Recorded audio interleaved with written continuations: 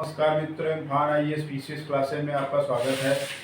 आज हम लोग इस वीडियो में संविधान का जो तीसरा महत्वपूर्ण चैप्टर है, तीसरा महत्वपूर्ण टॉपिक भारतीय संविधान की उद्देशिका अथवा प्रस्तावना।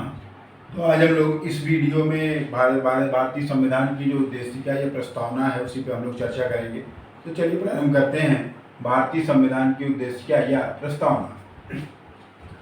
तो देखिए, उद्देशिका जो है वो पंडित जवाहरलाल नेहरू ने 13 दिसंबर 1946 को प्रस्तुत किया था और इसको स्वीकार किया गया था 22 जनवरी 1946 को। इसको सर्वसम्मति से स्वीकार कर दिया गया था।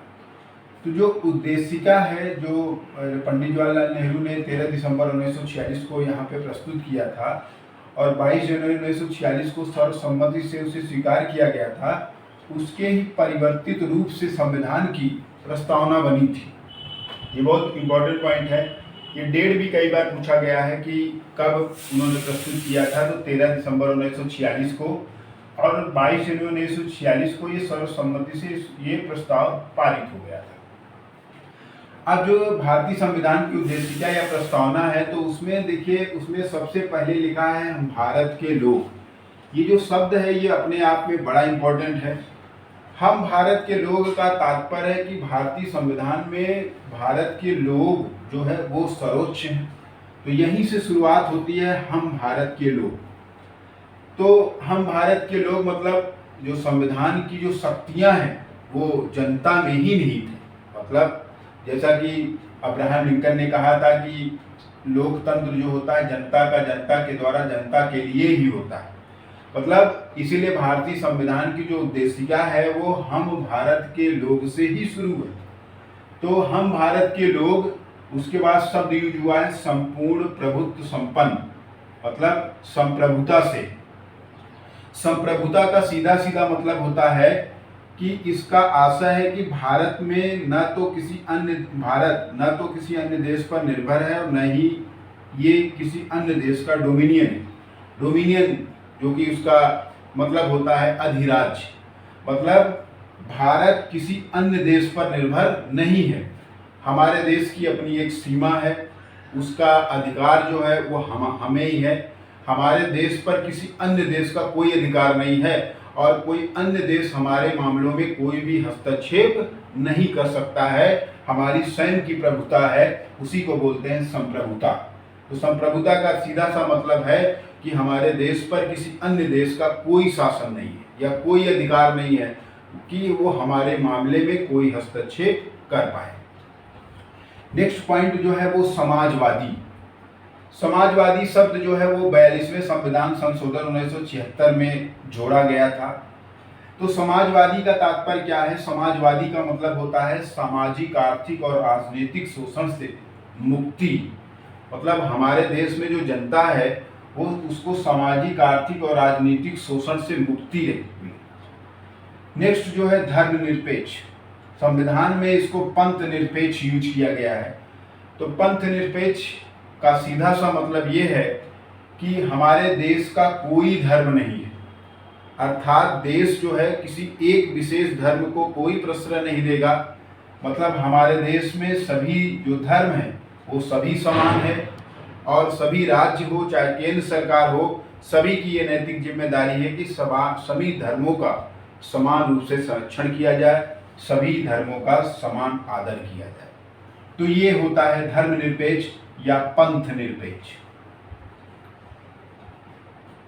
नेक्स्ट पॉइंट जो यूज किया है लोकतांत्रिक। लोकतांत्रिक का तात्पर्य लोकतंत्र से है। अर्थात अब्राहम लिंकन ने कहा था कि लोकतंत्र क्या है? तो लोकतंत्र जनता का, जनता के द्वारा और जनता के लिए ही। मतलब लोकतंत्र में जनता ही सर्वोच्च है और उसका अर्थ भी ये बताया गया है कि सर्वोच्च शक्ति जनता के हाथ में ही निहित है। मतलब जो हमारा संविधान है उसमें जो लोकतंत्र शब्द यूज किया गया है, उस लोकतंत्र का मतलब है कि सर्वोच्च शक्ति जो है वो जनता के ही हाथ में है। क्योंकि अब्राहम लिंकन की ये डेफिनेशन जो है एकदम उपयुक्त होती है। नेक्स्ट पॉइंट जो यूज किया गया है वो है गणतंत्र। गणतंत्र का तात्पर्य है कि भारत का अपना एक प्रमुख होगा। अर्थात आप जानते हैं भारत का अपना जो प्रमुख, संवैधानिक प्रमुख होते हैं, प्रथम व्यक्ति वो राष्ट्रपति होते हैं। और राष्ट्रपति जो है वो चुनाव के जरिए अप्रत्यक्ष रूप से 5 साल के लिए चुने जाते हैं। मतलब गणतंत्र में यहाँ पे कोई राजा महाराजा या उनकी पीढ़ियाँ यहाँ पे नहीं शासन करेंगी, बल्कि यहाँ पे जो प्रमुख होगा उसका निर्वाचन जो होगा वो चुनाव के जरिए होगा और वो 5 साल के लिए अप्रत्यक्ष रूप से चुना जाता है। नेक्स्ट जो पॉइंट यूज किया है संविधान की प्रस्तावना में वो है न्याय। न्याय शब्द जो है, न्याय में 3 प्रकार के आपको शब्द यूज किए गए। एक है सामाजिक न्याय, दूसरा आर्थिक न्याय और तीसरा राजनीतिक न्याय। सामाजिक का मतलब समाज के सभी व्यक्तियों के साथ समान रूप से व्यवहार करना।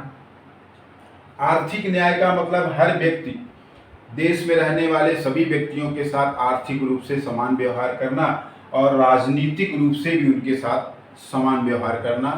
मतलब सामाजिक, आर्थिक और राजनीतिक न्याय उपलब्ध कराना और सभी व्यक्तियों के लिए ये समान व्यवस्था लागू करना। और ये जो तीनों शब्द हैं, कई बार एग्जाम में पूछा गया है कि इसमें कौन सा न्याय जो है भारतीय संविधान में निहित नहीं है, तो सामाजिक, आर्थिक और राजनीतिक के अलावा जो भी विकल्प होगा वही आंसर होगा। और ये तीनों जो शब्द न्याय के लिए गए हैं ये 1917 की रूसी क्रांति से लिया गया है। जैसा कि आपको मालूम है कि 1917 में रूस की क्रांति हुई थी और ये जो तीनों शब्द है सामाजिक, आर्थिक और राजनीतिक न्याय, ये जो तीनों शब्द हैं ये 1917 की रूसी क्रांति से लिया गया है। नेक्स्ट शब्द जो यूज किया गया है वो स्वतंत्रता। स्वतंत्रता का तात्पर्य है फ्रीडम। फ्रीडम मतलब हर प्रकार के, चाहे स्पीच ऑफ फ्रीडम हो, चाहे वो देश में कहीं भी रुकने की स्वतंत्रता हो, अबाध रूप से स्वतंत्रता, कहीं जाने की स्वतंत्रता हो, अर्थात लोगों की गतिविधियों की स्वतंत्रता। वो देश के किसी राज्यों में कहीं भी रुक सकते हैं, कुछ भी कर सकते हैं, मतलब सभी प्रकार की उन्हें स्वतंत्रता, ये हमारे संविधान में वर्णन किया गया है। नेक्स्ट जो पॉइंट यूज किया गया वो है समता। समता का तात्पर्य है कि बिना किसी भेदभाव के हर व्यक्ति को समान अवसर प्रदान करना। मतलब इस देश में रहने वाले प्रत्येक व्यक्तियों को समान अवसर प्रदान करना, किसी के साथ कोई भेदभाव न करना। नेक्स्ट जो पॉइंट यूज किया गया है वो है बंधुत्व। बंधुत्व का मतलब देश में रहने वाले प्रत्येक व्यक्ति के अंदर भाईचारे की भावना समाहित होना। अर्थात एकल नागरिकता के माध्यम से भाईचारे की भावना के लिए ये बंधुत्व शब्द यूज किया गया। मतलब हर व्यक्ति को एकल नागरिकता दिया गया और एकल नागरिकता के माध्यम से ही बंधुत्व की भावना को बढ़ाना, अर्थात उनके अंदर भाईचारे की भावना निहित होना है। तो ये जो शब्द यूज किए गए हैं भारतीय संविधान में, हम भारत के लोग, मतलब संविधान की जो सर्वोच्चता है वो लोगों में ही है, जो सर्वोच्च शक्ति है वो जनता के हाथ में ही है। उसके बाद एक एक शब्द जो यूज किए गए हैं मैंने उनको आपको एक्सप्लेन किया। एक देखिए यहाँ पे इम्पोर्टेंट पॉइंट लिखा गया है, उद्देशिका को ही संविधान की कुंजी कहा जाता है। ये कई बार प्रश्न पूछा गया है कि किसे संविधान की कुंजी कहा जाता है, तो जो उद्देश्य है आपका, ये जो उद्देशिका है उसे ही संविधान की कुंजी कहा जाता है। नेक्स्ट पॉइंट है कि बेरूबारी यूनियनवाद 1960 में उच्चतम न्यायालय ने ये कहा था कि उद्देशिका को संविधान का अंग उन्होंने मानने से इनकार कर दिया। मतलब उच्चतम न्यायालय का ये जो वाद था बेरूबारी यूनियनवाद 1960 में, इसमें सुप्रीम कोर्ट ने उद्देशिका को संविधान का भाग मानने से इनकार कर दिया। अर्थात अगर ये भाग नहीं है तो संसद इसमें संशोधन भी नहीं कर सकती।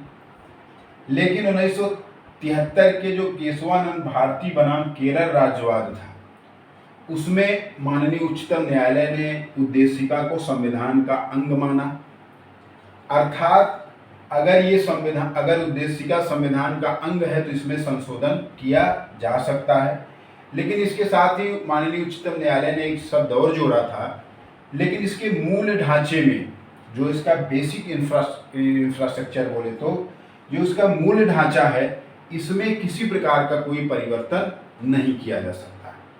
मतलब बेरूबारी यूनियनवाद 1960 में तो उच्चतम न्यायालय ने उद्देशिका को संविधान का अंग मानने से इनकार तो किया, लेकिन केशवानंद भारती बनाम केरल राज्यवाद 1973 में उच्चतम न्यायालय ने उद्देशिका को संविधान का अंग माना और इसमें संशोधन तो हो सकता है, लेकिन इसके मूल ढांचे में कोई संशोधन नहीं हो सकता।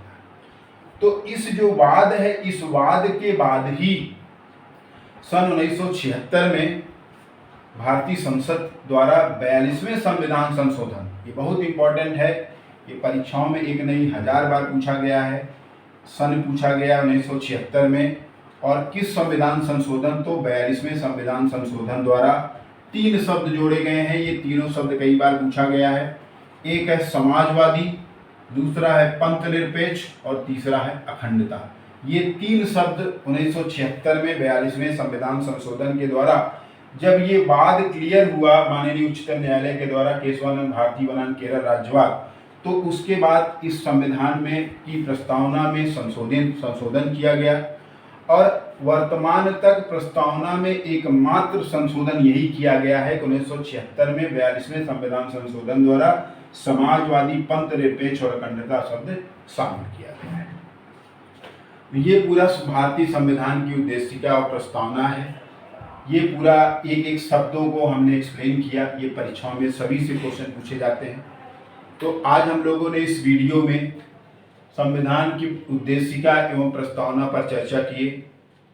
आईएएस, पीसीएस तथा अन्य प्रतियोगी परीक्षाओं की तैयारी के लिए इम्फान आईएएस पीसीएस क्लासेस को लाइक कीजिए, शेयर कीजिए और सब्सक्राइब कीजिए, और अगर कोई प्रॉब्लम हो तो कमेंट कीजिए।